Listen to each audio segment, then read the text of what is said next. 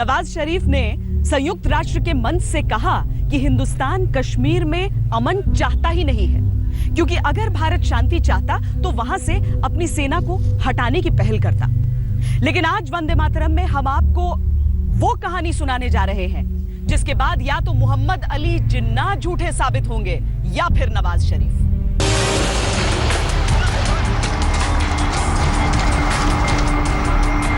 Pakistan wants peace with India. We have gone the extra mile to achieve this.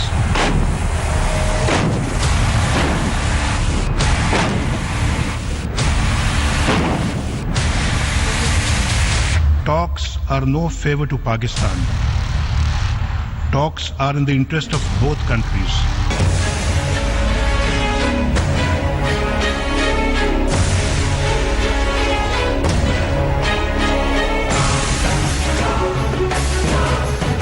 I demand an independent inquiry into the extrajudicial killings.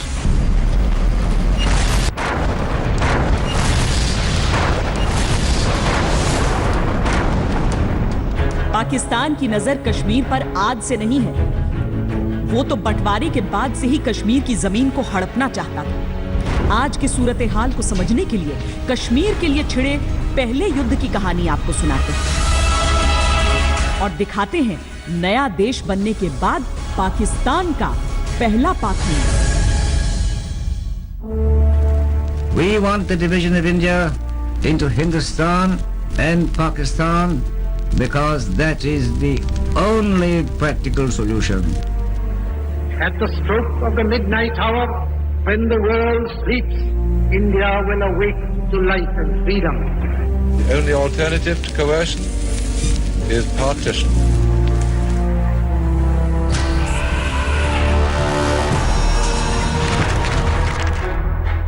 जून 1947 को बंटवारे के ऐलान के बाद मानचित्र पर खिंचती रेखाओं के बीच भारत के 22 रजवाड़ों को भारत या पाकिस्तान से मिल जाने का विकल्प दिया गया। सभी राज्यों ने फैसला कर लिया सिवाय हैदराबाद, जूनागढ़ और कश्मीर के।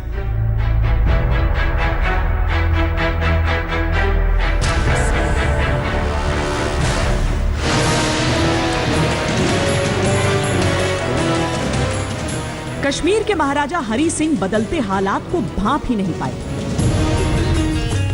वो एक आजाद देश के ख्वाब के साथ जी रहे थे, इस बात से पूरी तरह बेखबर कि जिन्ना ने जिस पाकिस्तान की कल्पना की थी कश्मीर उसका अहम हिस्सा था। I wish to be independent.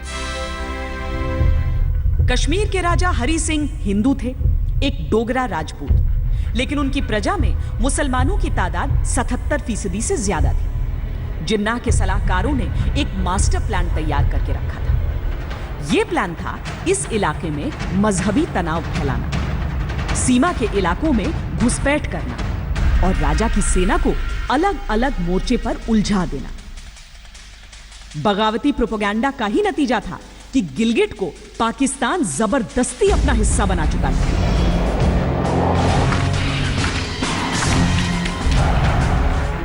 सितंबर 1947 की शुरुआत से ही कश्मीर के कई इलाकों में सुनियोजित हमले शुरू हो गए। देखने में ऐसा लगता था कि ये हमले कबायली कर रहे हैं, पर हमला करते लोगों के झुंड में सादे लिबास में पाकिस्तानी सैनिक भी शामिल थे और ये आधुनिक हथियारों से लैस होते थे। अलग अलग इलाकों से रिपोर्ट आती और हरि सिंह की सेना इन इलाकों में व्यवस्था बहाल करने निकल जाती। नतीजतन वो अलग अलग टुकड़ियों में बंट गए। यही जिन्ना चाहते थे। स्थिति अब बहुत बिगड़ चुकी थी। कबायली बारामूला तक पहुंच चुके थे। महाराजा हरि सिंह ने 24 सितंबर को हिंदुस्तान से गुहार लगा दी कि अब बच निकलने का कोई रास्ता नहीं दिख रहा, आप हमारी मदद कर दीजिए। लेकिन लॉर्ड माउंटबेटन ने कहा कि जब तक कश्मीर औपचारिक तौर पर हिंदुस्तान का हिस्सा बनने को तैयार न हो तब तक मदद देना सही नहीं होगा। आखिरकार 26 अक्टूबर को महाराजा हरि सिंह हिंदुस्तान का हिस्सा बनने को तैयार हो गए।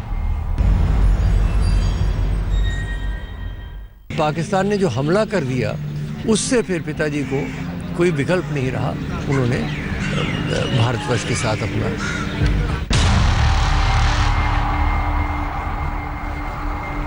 भारत के लिए मदद का फैसला आसान नहीं था, पर महात्मा गांधी भी कश्मीर के लोगों की स्थिति के बारे में सुनकर बेचैन थे और अहिंसा के इस पुजारी ने नेहरू को यही सलाह दी कि उन्हें कश्मीर के लोगों की जान बचाने के लिए फौज भेजनी चाहिए। It's a state affiliated to India, to the Indian Union. It's not a question of going there. So far as Pakistan is concerned, not without going into merits of the case, one thing is obvious, that it has no justification to be there. Absolutely none. You may argue about our being there, but that has no justification at all. It's army being there. That's why you say this army should go. It's absolutely pure and sheer aggression sitting there. इस बीच अपने लक्ष्य श्रीनगर की ओर बढ़ते हुए कबायली जब बारामूला में दाखिल हुए तो इस समृद्ध शहर की दौलत देखकर हैरान रह गए। 3 दिन तक वो शहर को लूटते रहे, न मजहब देखते न हैसियत, कत्लेआम मचाते रहे, औरतों को अपनी हवस का शिकार बनाते रहे, यहां तक कि उन्होंने बारामूला मिशनरी अस्पताल की ननों को भी नहीं बख्शा।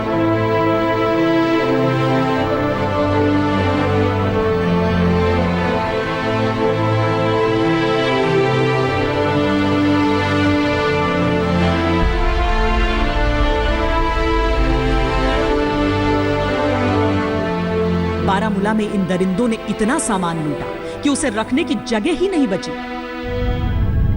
श्रीनगर तक जल्द से जल्द बढ़ने का अपने पाकिस्तानी आकाओं का फरमान भूलकर वो अगवा की गई महिलाओं और लूट का सामान रखने के लिए घर लौट गए। उनकी इसी गलती ने भारतीय सेना को कश्मीर पहुंचने का वक्त दे दिया,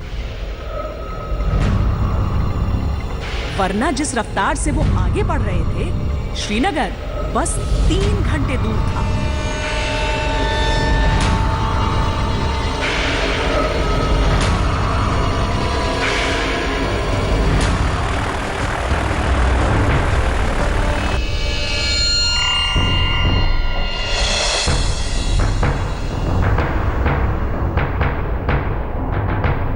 दिल्ली के 2 हवाई अड्डों से भारतीय फौज को श्रीनगर के लिए रवाना किया जा रहा है। यूं तो कई महीनों से सैनिकों ने कोई अभ्यास नहीं किया था, पर मुश्किल की घड़ी में भारतीय सेना को जब अपनी पहली जंग लड़ने की बारी आई तो उनके कौशल को देखकर विदेशी पर्यवेक्षक भी हैरान रह गए। यह हिंदुस्तान के फौज की पहली जंग थी और मुकाबला हर मोर्चे पर था। एक तो परिस्थितियों से और दूसरा एक ऐसे दुश्मन से जो कबायलियों की ओट में अपना असली चेहरा छिपा रहा था। अतिरिक्त बल भेजे गए। हिंदुस्तान शालाटेंग, बारामूला, उरी से कबायलियों को पीछे धकेलता हुआ बढ़ता रहा। पाकिस्तान पलटवार से तिलमिलाया हुआ था। वो किसी भी कीमत पर कश्मीर छोड़ना नहीं चाहता था। पाकिस्तान ने मजहबी तनाव फैलाने की कोशिशें और तेज कर दी।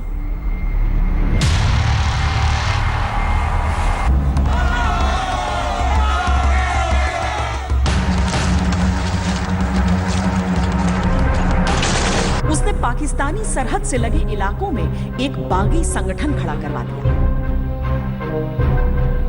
वो खुद को आजाद कश्मीर की सरकार पुकारता था और एक आजाद कश्मीर सेना भी खड़ी कर ली। यूं तो इसकी अगुवाई भी पाकिस्तानी अफसर करते थे और इसे हथियार भी पाकिस्तान देता था, पर यह मुखौटा उन्हें युद्ध छेड़ने के अंतर्राष्ट्रीय इल्जाम से बचा रहा था।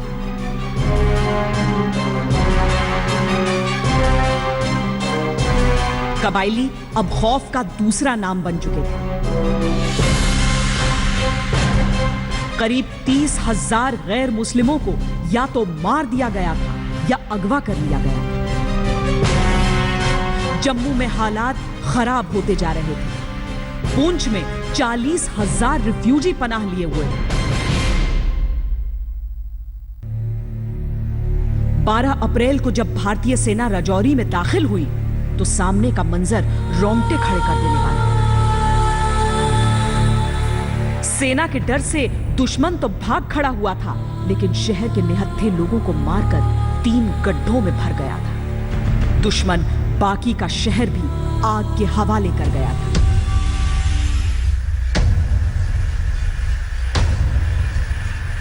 पाकिस्तान को कश्मीर के लोगों की परवाह कभी नहीं, उसे तो बस जमीन का लालच था। कश्मीर हासिल करने के लिए वो उन्हीं पर जुल्म कर रहा था जो वहां के बाशिंदे थे। एक तरफ तो मोर्चे पर भारतीय सैनिक डटे हुए, दूसरी तरफ कूटनीतिक मोर्चे पर कोशिशें शुरू हो चुकी थी। जवाहरलाल नेहरू दिसंबर में ही यूएन सिक्योरिटी काउंसिल में विरोध दर्ज करवा चुके थे। मैं यूनिसेफ की रिपोर्ट पर ध्यान खींचना चाहूंगा कि क्या पाकिस्तान जबरदस्ती घुसपैठ नहीं कर रहा? ये सब क्या है? उस वक्त पाकिस्तान ने इसका खंडन किया था और कहा था कि उसका इस युद्ध में कोई हाथ नहीं। भारत का मीडिया लगातार दबाव बना रहा है कि भारत सरकार अपने कथन से पीछे हट जाए, लेकिन हमें उम्मीद है कि वो पीछे नहीं हटेंगे। तत्कालीन गृह मंत्री सरदार वल्लभ भाई पटेल को अपनी फौज पर पूरा भरोसा था। उन्हें यकीन था हिंदुस्तान ये जंग जरूर जीत लेगा, लेकिन जवाहरलाल नेहरू तब तक यूनाइटेड नेशंस जा चुके थे। इस गलती की परछाई आज भी नजर आती है। ब्रेक के बाद जब लौटेंगे तो आपको दिखाएंगे कि 48 के उस समझौते के मसौदे में क्या था जो नवाज शरीफ के यूएन के मंच पर बोले हुए सबसे बड़े झूठ को बेनकाब करता है। आप देखते रहिए वंदे मातरम। 48 की जंग छिड़े हुए 1 साल बीत चुका था, अभी भी कोई हल समझ में नहीं आ रहा था। संयुक्त राष्ट्र का कमीशन भारत के उठाए हुए मुद्दों की पूरी तफ्तीश कर रहा था और अब उसे जमीन पर वो सबूत मिल रहे थे जो स्पष्ट तौर पर यह बता रहे थे कि इस जंग में पाकिस्तान का हाथ है। कमीशन ने यह जानकारी पाकिस्तान को भी दी। पाकिस्तान की कोशिश ये थी कि युद्ध विराम के ऐलान तक वो जितने इलाकों पर कब्जा कर सकता है कर ले, और इसीलिए जैसे जैसे सीज फायर के संकेत मजबूत हो रहे थे वो अपने हाथ पैर और जोर से मार रहा था।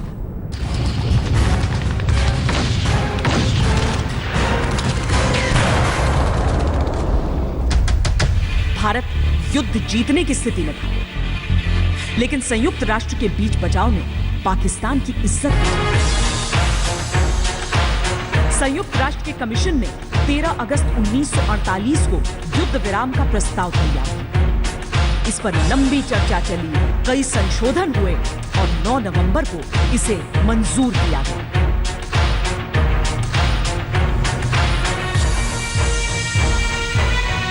इस युद्ध विराम के मसौदे में ही कश्मीर का सच छिपा है और पाकिस्तान का झूठ। इस समझौते के मुताबिक एक सीज फायर लाइन यानी CFL तैयार की गई, जिसका सम्मान दोनों देशों की फौजों को करना था। युद्ध विराम के दौरान शांति बहाली की जिम्मेदारी दोनों देशों को दी गई।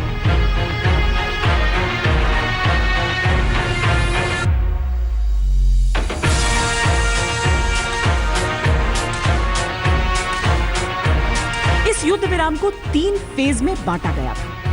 पहले दौर में पाकिस्तान की फौज को अपने कब्जे के इलाकों से वापस लौटना था और कबायलियों को निकलवाने का जिम्मा भी उन्हें ही दिया गया।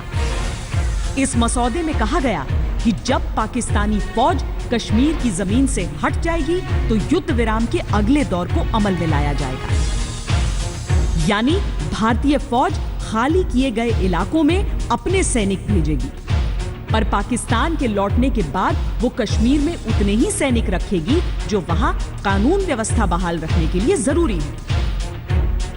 तीसरे दौर में जम्मू कश्मीर के लोगों की मर्जी से राज्य का भविष्य तय किया जाएगा, यानी जनमत होगा। इस दौरान UNCIP के मिलिट्री पर्यवेक्षक सीज फायर के सम्मान का निरीक्षण करेंगे। अब इसी मुद्दे पर यूनाइटेड नेशंस जनरल असेंबली में नवाज शरीफ के दिए इस बयान को सुनिए। The people of Kashmir have waited 70 years for implementation of this promise. The Security Council must honor its commitments. by implementing its own decisions. This General Assembly must demand that India deliver on the commitments its leaders solemnly made on many occasions. To this end, steps should be taken by the United Nations to demilitarize Jammu and Kashmir and undertake consultations with India, Pakistan and the true representatives of the Kashmiri people to implement the resolutions of the Security Council. यानी नवाज शरीफ एक तो United Nations के सम्मान की बात करते हैं और साथ में उसके समझौते को अपने हिसाब से पलटना चाहते हैं। Peace and normalization between Pakistan and India cannot be achieved without a resolution of the Kashmir dispute. Pakistan wants dialogue while holding a gun in its hand, a terrorist gun in its hand. Talks and guns don't go together. सबसे पहले नवाज शरीफ पाकिस्तान की फौज को तो पाक अधिकृत इलाकों से हटाएं ताकि भारतीय फौज उन वेकेटेड पोस्ट्स को ऑक्यूपाई कर सके और उसके बाद समूचे कश्मीर में हो जनमत संग्रह। यह एक ऐसा युद्ध था जिसके बाद समझौते को अगर सियासी तौर पर सही तरीके से संभाला जाता तो कश्मीर की स्थिति आज ये नहीं होती। पहला कदम पाकिस्तान को उठाना है, लेकिन पाकिस्तान की फितरत को देखकर ऐसा लगता नहीं है। लगता नहीं कि पाकिस्तान अपनी सेना को पाक अधिकृत कश्मीर से हटाएगा ताकि संयुक्त राष्ट्र के बताए हुए रास्ते के मुताबिक आगे कश्मीर के मुद्दे का हल निकाला जा सके। तो क्या यह आतंक जारी रहेगा? क्या युद्ध का यह हवा जारी रहेगा? नहीं, अगर राजनीतिक इच्छा शक्ति हो तो कतई नहीं। आज के लिए इतना ही। वंदे मातरम।